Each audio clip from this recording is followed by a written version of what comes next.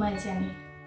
আমের চাটনি বানাতে যে খুব একটা দক্ষ ছিলাম তা নয়, তবে হঠাৎই একটা অসাধারণ আমের চাটনি বানিয়ে ফেললাম। কাঁচা আম দিয়ে এই আমের চাটনিটা খেয়ে সবাই বলল যে এটা নাকি একেবারে বিয়েবাড়ির মতো টেস্ট হয়েছে। দেখতেও যেমন সুন্দর হয়েছে তেমনই খেতে। আর চলো আজকে আমি সেই রেসিপিটাই তোমাদের সঙ্গে শেয়ার করে নিই। নিয়ে নিয়েছিলাম দুটো বড় কাঁচা আম। আমটা খুব ভালো করে ধুয়ে গাটা শুকিয়ে নিয়েছি। আর আমগুলো হাত দিয়ে ধরে দেখে নিতে হবে যেন এগুলো একদম শক্ত হয়। আম যত শক্ত হবে, মানে কাঁচাটা যত ভালো হবে, আমের চাটনি ঠিক ততটাই ভালো হবে, দেখতেও সুন্দর হবে, খেতেও টেস্টি হবে। হাত দিয়ে একটু ভালো করে অবশ্যই দেখে নেবে। আর লাগছে লবণ, হলুদ, চিনি, নিয়ে নিয়েছি কয়েকটা জিরে, মৌরি, মেথি আর একটা শুকনো লঙ্কা আর কিছু চিলি ফ্লেক্স। আর এই চাটনিটা আমি একেবারেই তেল ছাড়া বানিয়েছি। প্রথমে আমটাকে মাথার অংশটা কেটে নেব। এবার একটা পিলার দিয়ে গা থেকে খোসাটা ছাড়িয়ে নেব। খোসা ছাড়িয়ে আমটাকে রেডি করে নিচ্ছি।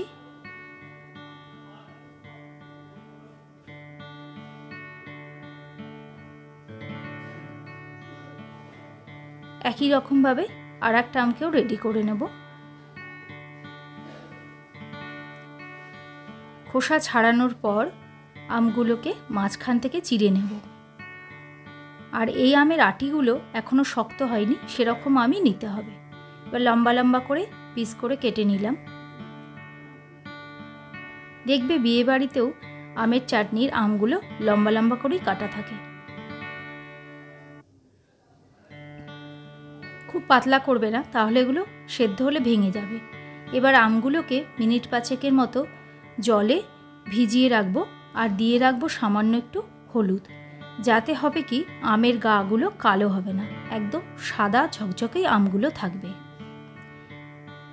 যতক্ষণ আমটা ভিজিয়ে রাখছি ততক্ষণে গোটা মশলাগুলো দিয়ে একটা মশলা গুঁড়ো তৈরি করে নেব, মানে ভাজা মশলার গুঁড়ো। দিয়ে দিলাম শুকনো লঙ্কা, মেথি, মৌরি। মেথি মৌরিটা একটু চটপট করে উঠলে তারপরে এতে জিরেটা দেব, তা নাহলে জিরে বেশি পুড়ে যাবে। মশলাগুলোকে শুকনো খোলায় ভেজে নিলাম। এবার একটু ঠান্ডা করে মিক্সিতে গুঁড়ো করে নেব। দেখতে হবে এই গুঁড়োটা যেন একদম ফাইন না হয়, মানে একটু কচা কচা থাকতে হবে। এবার জল গরম করে নিয়েছি। জলটা যখন প্রায় ফুটতে শুরু করেছে তখন আমগুলোকে এবার ফোটানো জলের মধ্যে দিয়ে দিলাম।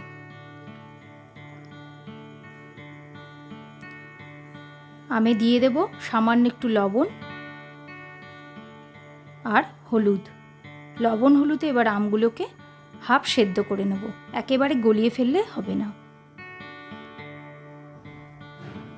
দেখো আমটা ফুটতে শুরু করেছে।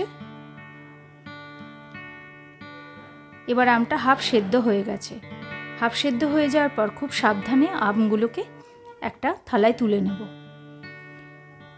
খুব সাবধানেই তুলবে যেন ভেঙে না যায়, বেশি সেদ্ধ করলে কিন্তু ভেঙে যাবে। দেখো আমের গাগুলো ক্রিস্টাল হয়ে গেছে। এবার আম ফোটা জলটার মধ্যে, মানে সেদ্ধ জলটার মধ্যে 1 বাটি পরিমাণে চিনি দিয়ে দিলাম। তোমরা যতটা আম নেবে সেই পরিমাণে চিনি দেবে। আর এক্ষেত্রে অবশ্যই দেখে নেবে আমটা কতটা টক আছে। চিনিটাকে ফুটিয়ে বেশ ঘন একটা শিরার মতন হয়ে আসবে, তখন এর মধ্যে দিয়ে দেব ভাজা মশলার গুঁড়োটা। যেটা বলেছিলাম খুব বেশি গুঁড়ো করবে না, একটু যেন দানা দানা থাকে।